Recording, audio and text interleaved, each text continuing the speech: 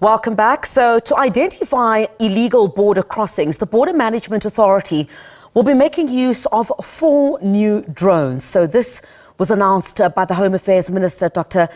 Schreiber. Well, advanced night vision cameras have also been installed on those drones, and ground crews will also wear cameras on their bodies to better monitor unauthorized entry into South Africa. Let's chat a bit about this now with the aviation expert, Dr. Leitch, to talk about if there are any legal ramifications when we talk about the deployment of a drone. Doc, thank you very much indeed for joining us here on SABC News this morning. This is definitely a great idea if you want to look at curbing, what we see taking place at our borders. But how does South Africa's Civil Aviation Authority regulate drone use near borders, especially, I guess, in places where it's restricted, or military airspaces, for example? I guess those are some of the questions that are being asked. Yeah, good questions indeed, and nice to be with you. Well, yes, the Civil Aviation Authority is very strongly regulating drones. In fact, it's become extremely difficult to get a drone operator's license, a remote ROC, a remote operator's certificate. It takes as long as 3 years to get that certificate. So I trust, as a point of departure here, that all the agencies involved in actually operating these drones are in fact duly certificated, because it's my strong suspicion that probably at least half the drones that have been operated in South Africa are currently being operated illegally due to the CAA's very onerous requirements. Then you asked, well, where can they be operated? Well, there are some obvious rules. One of the most obvious is that they can't be operated within 10 kilometers of an airport, and I suppose that would include an Air Force base. But again, if you discuss it or pre-plan it with the air traffic controllers and with the airport management, I'm sure that exemptions can be made in that case, especially for something as important as border control, because as we all know, the South African borders have been tremendously porous. So any initiatives that will enable better control of our borders, I think, have to be welcomed. Yeah, and could there be any specific altitude restrictions or no-fly zones, that could limit drone operations at key border points? Yeah, okay, again, a good question. Well, the real issue about drone operations are really what differentiates a drone from, let's say, a model aeroplane or a toy. One of those is obviously its simple abilities, and most toys or model aeroplanes will generally not fly above the nearest surrounding obstacle on the ground, trees or somewhere. Where drones can fly at tremendous heights. They can fly to 10,000 feet. And indeed, if you broaden the definition of drones to include the full range of unmanned vehicles, we see America flying so-called drones like Raptors, and actually using Hellfire missiles from them to blow up people on the other side of the world. Those are also drones. So there's an enormous range of what constitutes a drone. I believe that the Border Affairs drones are fixed-wing drones, which means they're not these little miniature helicopters. Right. And they will then be able to be equipped with sophisticated, they mentioned night vision equipment.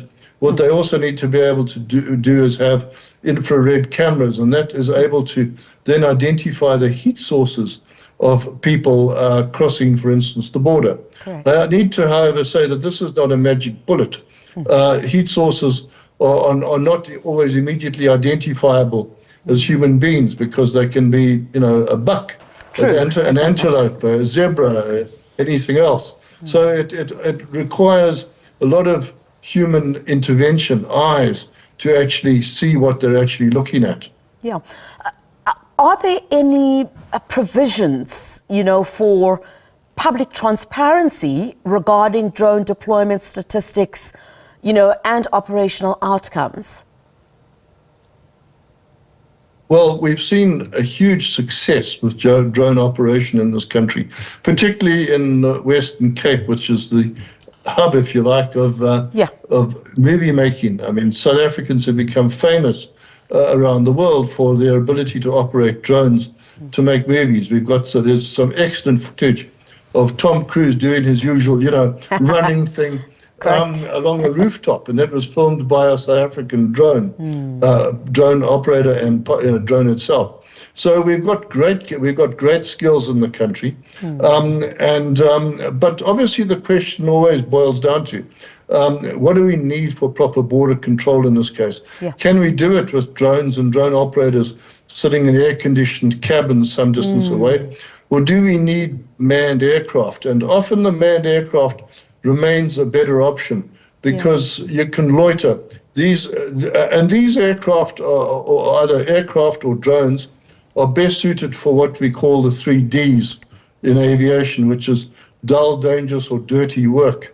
And obviously sort of border patrols can be extremely dull.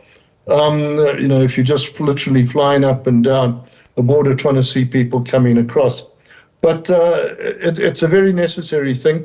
And if you've got people, looking at the actual feed or the monitors coming in from the infrared monitors from the high definition cameras, you have a much better chance of being able to pick up illegal immigrants, particularly if you know where they're going to cross. And I mean, what legal considerations would apply, for example, when drones operate near or potentially cross international boundaries? We might bump into some challenges there. Are there any legal considerations that need to be taken into account for something like that? A good question, because a drone is actually registered as an aircraft in South Africa. They have their own registration numbers. Every drone should have a ZT prefix and then a 3-letter registration on it somewhere. So you can, if you find it, you can identify it and get back to its owner. And obviously, it's like a license plate on a car. If it's doing something illegal, you can bust its owners or operators for doing that. Yeah. And as such, as a proper aircraft, then, if you're going to fly over somebody else's country, you need permission to do that. Correct. Normally, obviously, it's not withheld, and to some extent, depending on who the neighbour is, no one really minds too much if you cut the corner of a river. Yeah. I mean, it happens all the time, particularly with things like river patrols. So I think there's a sort of a sense of reality that gets into these whole operations. But there are other much bigger considerations when it comes to drone operators. The biggest consideration is how do they get integrated with the existing air traffic? So if you've got aircraft descending into an airport near a border, White Bridge, for instance, or even Gaborone, which is near a border, they're operating often under what are either visual flight rules, under the so-called procedures that we've seen so much news about with ATNS, or visually, and that means they've got to be able to see and look out, and you don't want them to be having to try and look out for drones as well. So the biggest challenge faced in these sort of operations is to separate them from actual real aircraft traffic. The other big challenge that comes for drone operators is to operate on what is called BVLOS, which is beyond visual line of sight. That means the drone operator can't see the drone anymore. These are technological challenges, and if you can't see the drone anymore, you can't see, what it might be flying into, or any other risks involved. The Civil Aviation Authority has dealt with these rules pretty thoroughly, I have to say. So as long as the operator is trained and compliant, I don't think that we as the public need to have too many concerns. All right, definitely looks like there's some measures being put in place to deal with our porous borders, but obviously, a number of issues to navigate as the BMA does that. Thank you very much indeed for your time, Dr. Guy Leitch, who's an aviation specialist, speaking to us about the legalities of drone deployment after the announcement of drones that will be launched and used to monitor unauthorized entry into South Africa. The BMA announcing that is what will be used. Thank you very much indeed, Dr. Leitch, for speaking to us.